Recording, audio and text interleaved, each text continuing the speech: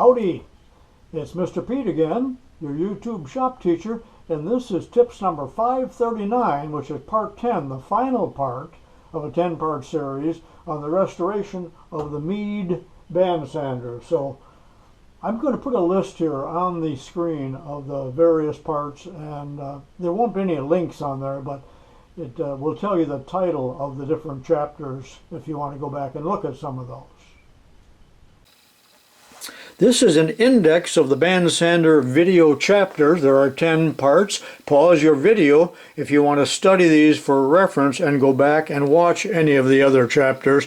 And I was very surprised that I ran more chapters, more parts in this video in a restoration than what I did in the building of the previous sander, which was the 2x48.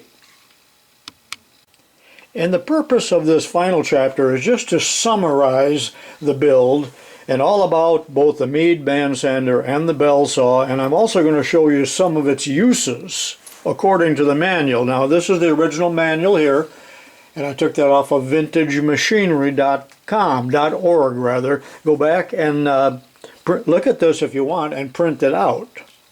Again, it is called a deburring machine, whereas bell saw calls it a sharpening machine. One thing I found interesting here in number 3, and I should have read this earlier, but they call the upper wheel self-aligning, automatically lines up the band with the lower drive wheel. Now remember, I showed you in one of the videos there did not appear to be any crown left on the lower wheel, and I had blamed that on it being abraded away, but perhaps there never was much crown, if any crown, on it, and all of the tracking is done by the upper wheel. I was surprised to read that. Also here, if you look at number 6, they offered 2 different belts, a 1x42 and a 1x44. And remember, I had unjustly accused bell saw of offering only 44 inches for the purpose that you would have to buy the bands from them. But apparently you could also get them from Mead, and this just confirms the fact that the bell saw was manufactured by Mead and just rebranded. And there is a reason for the 44-inch belt, apparently, and that is for inside grinding. I think you'll see the reason later on as I demonstrate this. Also note that the 1-inch bands can be torn lengthwise into narrower width belts. Now when you're using any type of grinding or sanding machine, make sure you have goggles on or glasses, because the particles really do fly. And depending on what you're doing, you may want to square up the table with the belt, with the little platen, which they call a backstop. And that backstop only runs up to that height. That's why I call this the sweet spot, which I really like for deburring. But if we're going to grind a casting or whatever the part is, and we want to square it up, it's just perfect for that.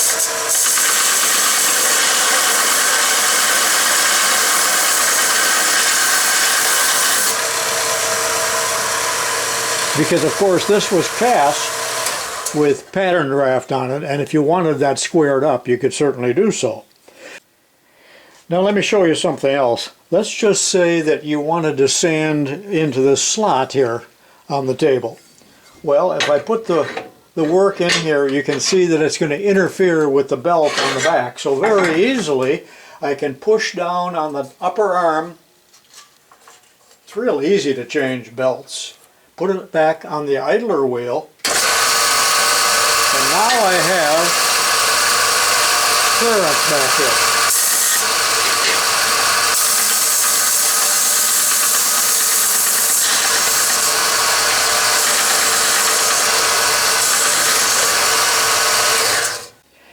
Now for pattern making or some other job where you want the table tilted just a little bit to produce an angle, and generally you can just bump this a little bit.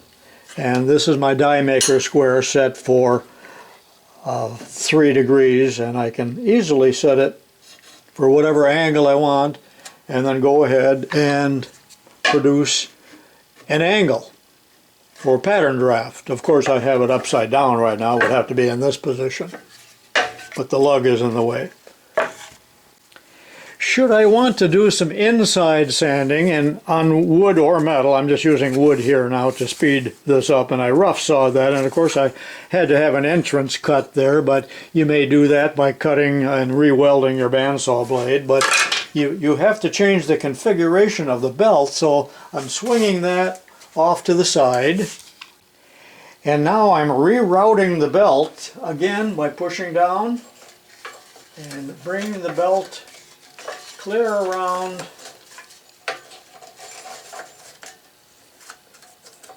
in this position, and then moving the idler arm here up, and then I can put the belt back, or the table back into position like that. Make sure that the table does not rub against the wheel, because there isn't a whole lot of clearance there. But now I think you can understand why they offered a 44-inch belt. I'm just now understanding it myself, because we're getting close to the limit of the travel right here, and a 44-inch belt would allow this to raise up a little bit and probably work a little bit better for you, but I believe the 42-inch is going to work just as well. And got to make sure that this is tight so it doesn't move, because that's just getting the belt out of the way. Another thing I noticed by running this even a very short period of time, that now the abrasive is on the wheel itself. Well, that's an aluminum wheel, and so is this, that are homemade here. The originals are zinc, that is so soft that it already has abraded quite a bit off of it. Also, these wheels probably do not need any crown on them. And I think that the crown will very quickly be removed by the abrasive action of the belt as well. And of course we have to thread the belt through the workpiece as well, like this. Okay, the belt is threaded through the work, and I must admit that was a bit awkward. I needed a third hand for that.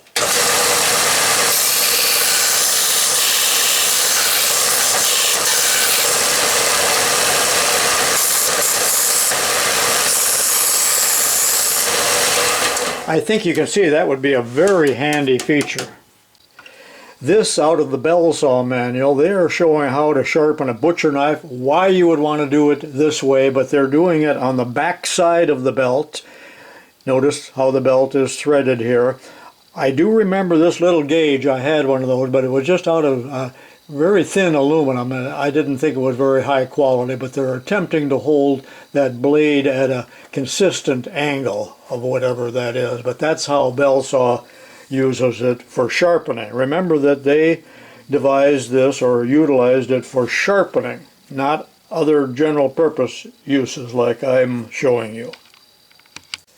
Bell saw calls this the number 1080 abrasive belt grinder, and there's their specifications. And I did show this in an earlier video. Bell saw showed you how to use this grinder to sharpen circular saw blades. Well, virtually all saw blades now are either carbide or throwaway, so I think that is why the company probably went out of business. They no longer sharpen saws. There are some other examples, but that little table can be set at an angle. And here they are, sharpening a pair of scissors with a little cast iron jig. I remember having that and I never did use it. There they are, sharpening a pinking shears with that little holding device also. If only that peddler that came around to my mom's house and ruined her pinking shears would have had one of these. And I had a laugh here at the bottom of the page. They show how to take a pinking shears apart using a beer can opener. Here being used to sharpen a woodworking chisel. Boy, you'd have to be careful not to overheat it. Why anyone would need to sharpen a screwdriver using this tool, I do not know. Here, sharpening a mower blade. Sharpening an axe, note the open belt. A little outrageous, sharpening a hoe and a shovel. I've never sharpened these garden tools in my entire life. But here is something that I do need to do, and that is to sharpen my lopping shear. Here the man is sharpening a head shear, taken apart, so we got it in two pieces. But, you know, people use electric shears or they hire this done, so you can see how technology has changed, not only in the yard and garden area, but everything is a throwaway now. This is a paragraph from the Mead manual. I just had to show this for a laugh, but notice in this paragraph here, where I've got it marked, it says, even young children may safely use the band sander for a wide variety of projects in keeping with their ability and training. As I might have mentioned earlier, you can no longer find these 1x42" belts just at any store. They were really popular. Now it's pretty much 1x30 that you're going to find in the box stores. This is 100 grit, and I bought these from KBC Tools, and this is in fact a page out of their catalog showing the different kinds of belts that they have, and you can get aluminum oxide and the zirconia are about twice as much, but looking here at the top, 1x42s in various grits from 36 up to 120, and there's the price again, $1.50 for the oxide and $2.20 for the zirconia. So choose your weapon, but I always buy the cheapest. If you like to sharpen knives or you're a knife maker, you may want to buy a 1x42" knife maker's leather honing strop coming along with the compound, but they're about $26 each, and those would be pretty handy after you do your initial grinding and honing of the knife blade. Years ago, I used to do some fine buffing on my 1x42" sander, and I had Delta felt belts, and I see they're sold out of them, and maybe they are no longer available, but they could be used, of course, with any of the various buffing compounds that you can buy. Now, the Mead company said that you could buy various sizes or widths of backstops. I call them a platen. Standard is 1 inch, but they also sold one in 1/2 inch and 1/4 inch, and then a half round one, convex. So I very quickly made one 1/2 inch wide, rather crude, and have that installed.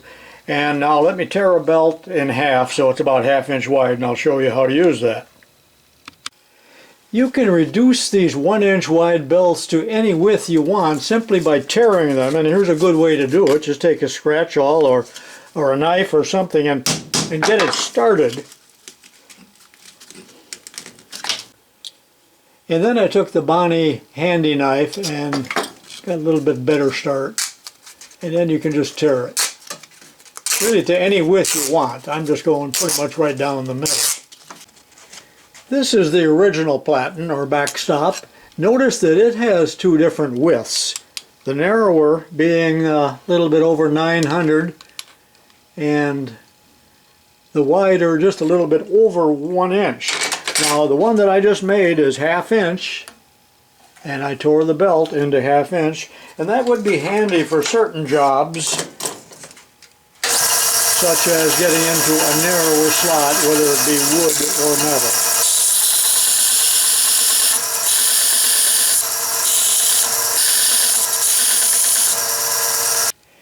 Mead in the directions there mentioned that you could get a 1 inch convex.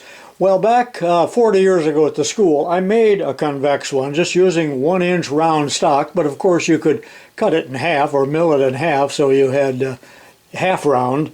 And I welded it up onto a bracket and all of that. And you know what? I never used it even once, but so I'm certainly not going to make one now. But if you wanted to do curves, that's a possibility. Now, as I wrap up this 10-part series on the Mead band sander, just a reminder, if you haven't already seen my build, my 7-part build on the 2x48" sander, abrasive machine, let me show you the titles and you can do a search. There are 7 chapters. And here are the 7 chapters, the 7 parts for the 2x48" belt sander. do a search if you would like to watch any of those. Well, this is tubalcain, hoping that you enjoyed the rebuild here and the restoration of the Mead 1-inch band sander. Be sure and watch all 10 parts, and then proceed to watch my 1,000 other shop videos. This is tubalcain saying so long for now.